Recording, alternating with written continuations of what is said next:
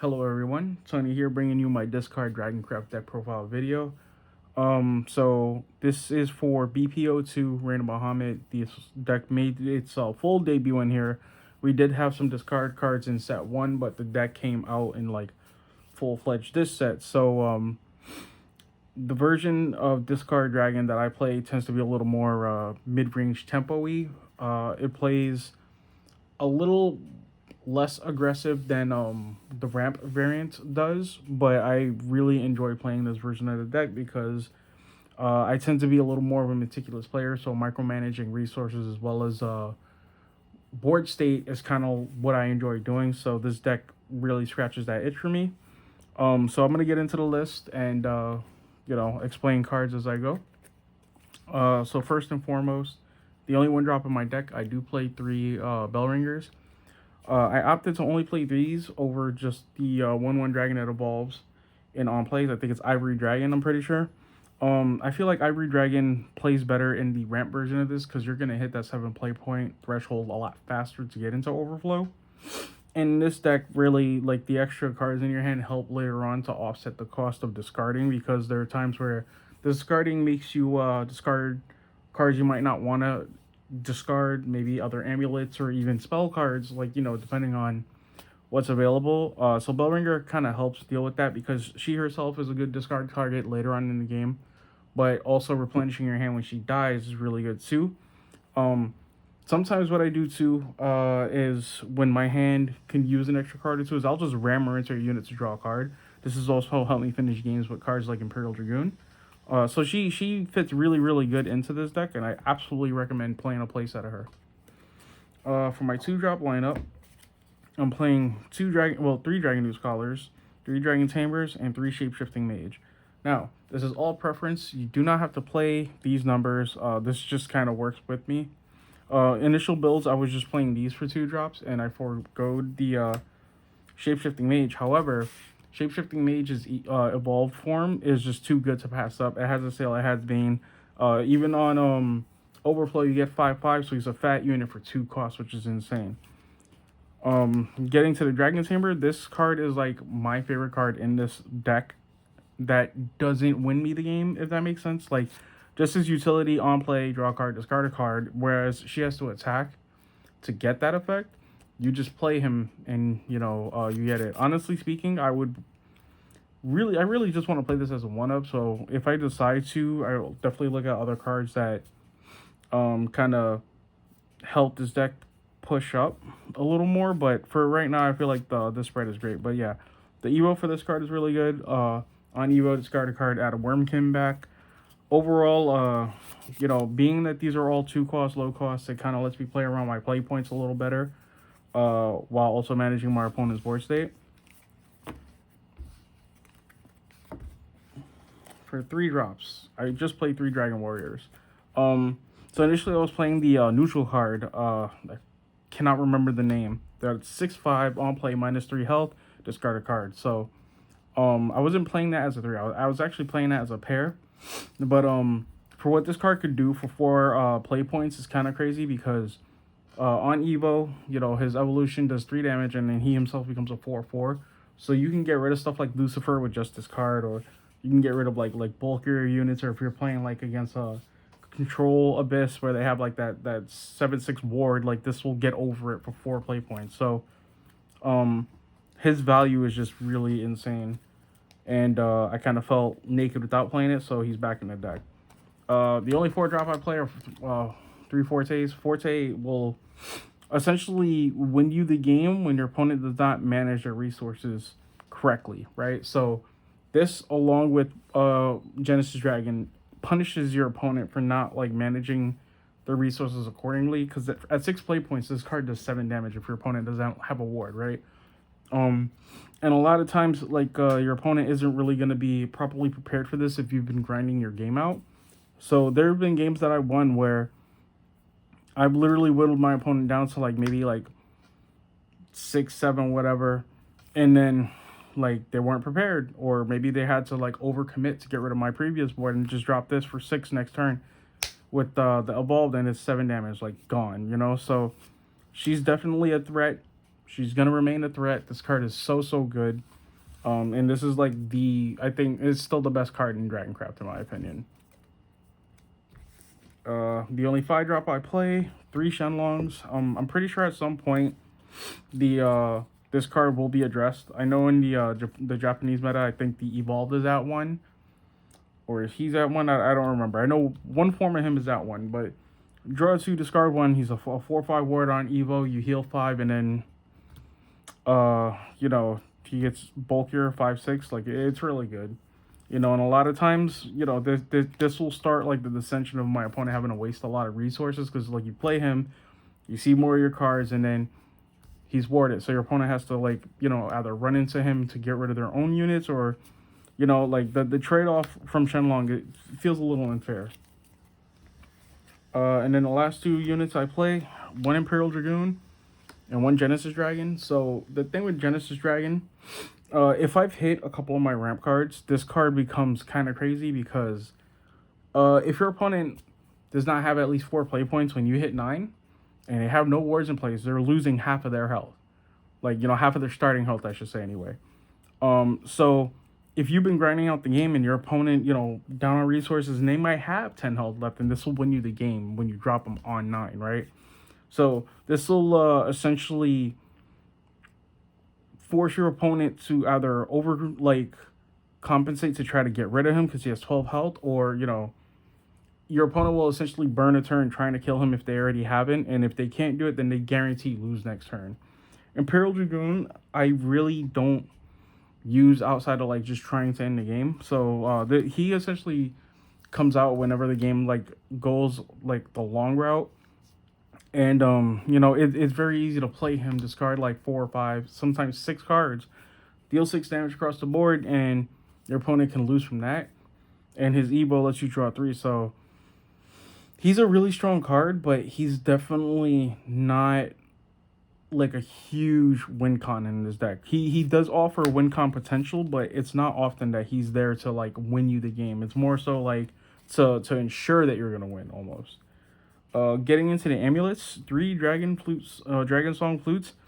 I have mixed feelings about this card, because honestly speaking, I want to say in like 95% of all the games I play, this card is literally just discard fodder. I know that's what it's one of the uses, but it also has like you know, 2 other effects. One being that if you're in overflow, you can tap it, discard a card, and then put I believe it's the Hellfire Dragon in the EX zone, or on play you could fanfare 3 extra play points.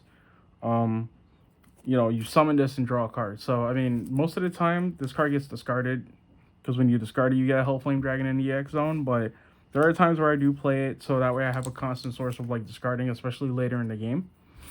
So that's kind of where this card is at. Like, I'm not really against it, but I wouldn't mind replacing that card eventually. But you know, the Hellflame Dragon being 4/3 is still pretty good, so it's not a horrible thing to have. I do play 1 Path of Purgatory because it's very easy to run low on this card, like cards in your hand. And if you're doing just fine, this is a good discard target anyway. You can bump this up to 2 as well, so it's not like, oh, you only play 1, so blah blah blah. Like, this card could definitely exist as like a 2 of, or even a 3 of, because you're going to be discarding cards anyway. And then the last thing you'll play are 3 Dragonmancer's Rights. So this card can literally win you the game if your opponent is not prepared, because as soon as this card hits the board, your opponent is on a timer. And what I mean by that is, if you're playing a tempo game and you're constantly discarding cards every turn, either your opponent is taking 2 points of damage every turn, at least if you have 1, or their board is constantly getting hit and pieces of their deck is like getting kicked off. So if you're playing against like Abysscraft, a lot of their like early to mid game stuff has like low health values. So a lot of time these cards will like keep sniping those out, and if they can't beat you up early, chances are they won't be able to grind that match out. At the same time, if they're playing like a control Abyss deck and they're putting all these wards on board, and you just have this out, you know, sometimes 2 or 3 of these, you just discard cards and start hitting your opponent for like 4 or 6 damage, and like they'll lose over time like that, you know. And then it just helps keep your opponent's board clear. It'll help you finish matches. Like, it'll keep the mid game clean. Like, it's such a good card. You get so much value out of this. So like this card right here, if your opponent cannot execute this card, like you're gonna hurt them, and that's the fun part about it. So getting into the spells, I still play 3 Blaze Breath. Being that this card is such a low cost and it can do up like it'll do 2 or 4 damage depending on where you are in the game. Like, this is so cost efficient. Like, it's almost like Surefire Shot is good, Angelic Snipe can be good, but this card, like, as long as we have access to this card, we don't need neither of them, in my opinion.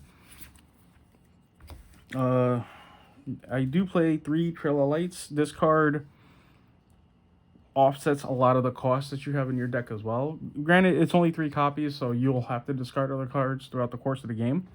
But every time this card gets discarded, you draw a card, so it replaces itself immediately, which is, like, grand. It's great. It's perfect, Excuse me. And, yeah, I mean, it does cost 2, so if you don't have anything to discard and you have the extra play points, you could also just play it to draw a card. I wouldn't do that normally, but, the option is there. 3 Dragon Oracles. Getting this card early, like, especially if you go first, puts you so far ahead, it's insane.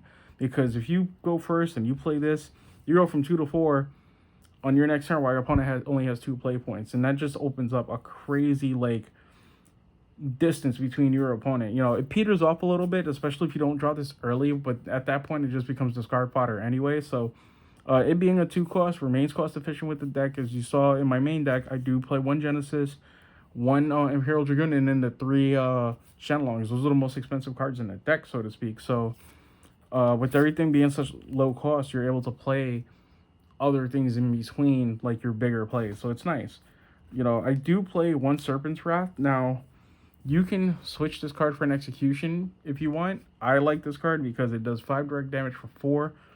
It'll get rid of Ancient Elf. It'll get rid of an Evolved Cerberus. And if you're on Overflow, you draw a card, so it replaces itself. In my initial build, I was playing this as a 2, but I decided to take 1 out for an execution. And the execution is just really here for, like, the mirror, or maybe something might be too big for some of my other stuff to deal with. So this card, for a cost of 4, like, takes care of it. And being then that my deck doesn't really play a lot of high cost stuff, the 4 cost on this card isn't necessarily expensive. So that's the main deck. So overall, the main thing is to just make sure that you always have the ability to discard. Dragon Scholar can do a lot of damage if your opponent doesn't address it early, because they can attack her. She does have Intimidate, so she will bait out a lot of, like, low cost spells. She might bait out a Snipe. She might even bait out a Surefire Shot. So stuff like that is good. Forte is Forte. She's gonna win you games, or she's gonna force your opponent to, like, play uncomfortably to just get rid of her.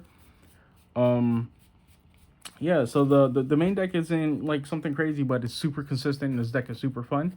So onto the Evolved deck. I play 1 Dragon Tamer. I was playing this at 2, but the Evolved deck only being 10 cards, like, something had to get cut, so this was the card that got cut. 2 Shapeshifting Mage, because this is my other answer to dealing with big problems that have too much health. That also helps me deal with, like, Giant Wars, which is really important. Doesn't do anything to Aegis because that card is broken, but other than that, like, this handles almost everything else. 2 Dragon Warriors. The 7 damage that I mentioned before is crazy. He's a 4/4, so he's a fat beast. Even if your opponent passes over with just a ward with, like, 3 or less health, and you play this, blow it up past turn, you have a 4/4 body for next turn that they have to deal with, or they're losing a 1/5 of their health. 2 Shenlongs. Some people play this at 3. I've never played it at 3. I've only evolved it. There's never a time where I wish I had a 3rd one. So playing this at 2, giving me the extra 10 health when I need it, is really important, really nice. And it's a 5/6 body with ward, so, really good usage overall. One of the best card, like, combos in the game.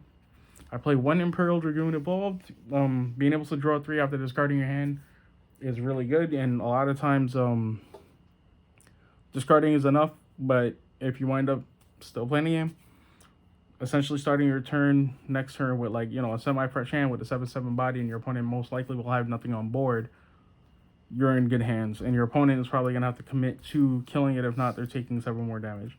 Then, of course, 2 Fortes. I was playing this as a 3, but again, the Evolved deck being 10 cards, something had to get cut.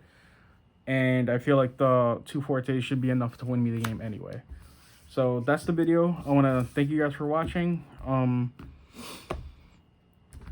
Yeah, I mean, this is my discard Dragoncraft deck. Hopefully this helps you get some kind of inspiration to play the deck. Shadowverse is a great game. Has been one of the most enjoying card games that I've played, especially from like it's only 2 sets in and I'm having such a good time. So good job to Signet. I believe it's Signet that runs the game. I'm pretty sure. I'll have to double check. Or is it Side Games? Side Games. There we go. Good job to Side Games because this card game is very, very well developed. But the only thing is, like, you don't need to put tokens in every box, especially when it's tokens we already have, okay? Plus, the custom token game right now is just crazy. Like, please stop. But other than that, like, you know, thank you guys for watching the video. I'll see you guys soon.